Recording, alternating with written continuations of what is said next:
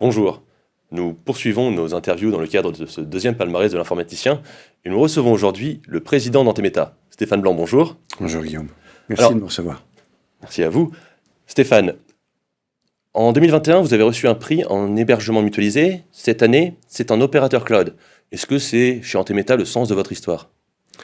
Alors Antemeta a 27 ans, juste pour remettre un peu l'histoire, c'est pas négligeable. 27 ans, et en 27 ans, on a amené des éditeurs et des constructeurs en France. On a amené Veritas, on a amené 3PAR, on était 3PAR France, on a amené Pure Storage, on était Pure Storage France, et surtout on a développé des drivers, des firmware, un certain nombre d'outils logiciels pour tous les éditeurs pratiquement de stockage du marché. Et donc il y a 7 ans, j'ai décidé d'arrêter de développer des drivers et des firmware pour nos éditeurs et charmants partenaires, constructeurs, au profit des développements autour du cloud. D'accord, ce qu'on a fait pour notre portail et ce qu'on a réalisé autour de notre IaaS on-prem, dont on parlera certainement tout à l'heure, bien sûr, qui est une offre effectivement qu'on a développée aujourd'hui pour nos clients et qui vient dans un marché où on pense qu'aujourd'hui, on a la faculté à être présent en tant qu'acteur français, voire acteur européen. Parce que Antemeta, on vous connaît surtout aujourd'hui pour le backup cloud, justement. Oui, ça reste la colonne vertébrale de notre activité. C'est important, la protection de la donnée. On est plutôt dans un mode, nous on cherche plutôt le modèle de service managé, le BaaS. Et d'ailleurs, on vient de sortir également en complément une offre DRaaS, qui vient compléter cette offre-là. DRaaS, Disaster Recovery as a Service, d'accord. C'est une démarche complémentaire, le backup, le Disaster Recovery as a Service, le tout dans un modèle de service managé. Pourquoi on privilégie le modèle de service managé aujourd'hui? Parce que le backup aujourd'hui est bien évidemment les opérations autour de la remédiation dans ces fonctions-là, c'est du 7/7, 24/24. C'est un élément essentiel. Aujourd'hui, les clients n'ont plus forcément la capacité de faire du 7/7, 24/24. La complexité des backups, l'administration et leur exploitation nécessitent vraiment à la fois des éléments techniques et puis surtout des éléments humains, j'imagine. Des éléments humains qui sont stratégiques. Et chez Antemeta également, cette année, on voit bien l'importance de la convergence de la sécurité et du secours. Il faut converger la sécurité et le secours, en l'occurrence notre SOC, notre SIEM, et puis bien évidemment nos activités de BaaS, parce que c'est là où il y a la meilleure efficience en termes de reprise d'activité, de plan de reprise d'activité. C'est quand on converge ces deux activités, quand on converge ces deux fonctions humaines du système d'information, qu'on a la meilleure efficacité pour redémarrer un système d'information. Et tout ça, aujourd'hui, vous le proposez en version cloud? Oui, effectivement, on le propose en version service manager, en version cloud. Alors, chez nous, à travers nous, bien évidemment. Et puis, bien évidemment aussi, ce qui change un peu la donne, c'est la partie le backup des clouds publics. C'est-à-dire que les clients commencent à appréhender aujourd'hui l'enjeu de sauvegarder les clouds publics, d'accord? Ce qui va être Office 365. Ouais, voilà, 365, les Azure, les Google, bien évidemment avec la complexité de la sauvegarde de ces protocoles-là, parce que ça n'a pas forcément été prévu pour.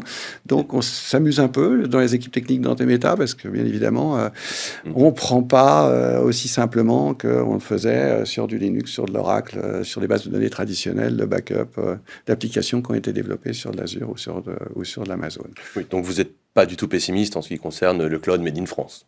Ah, mais alors, d'abord, bien sûr que j'entends le bashing aujourd'hui autour de notre incapacité à être des acteurs des clouds publics face à Azure, Amazon et Google et d'autres. Bien sûr.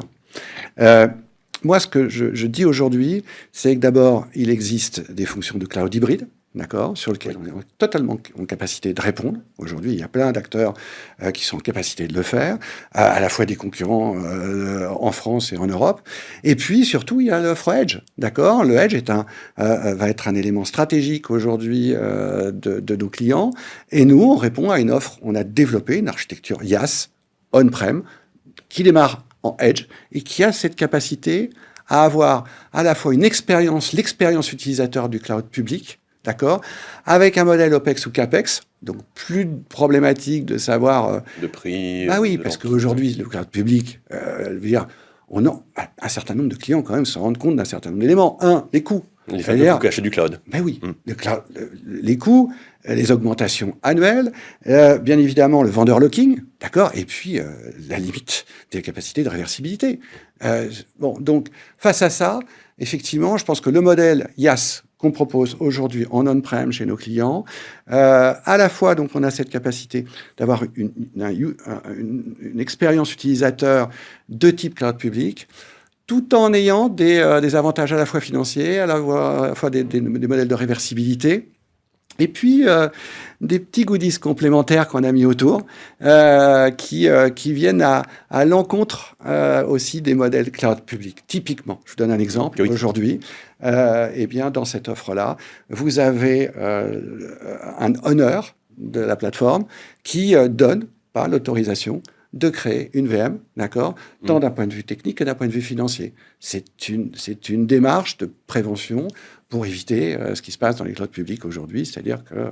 Oui, c'est dans une démarche assez FinOps, finalement. Bien sûr, bien sûr, bien sûr. Et aujourd'hui, l'importance aujourd'hui pour les clients, à mon sens, c'est plutôt de développer l'automatisation de leur application.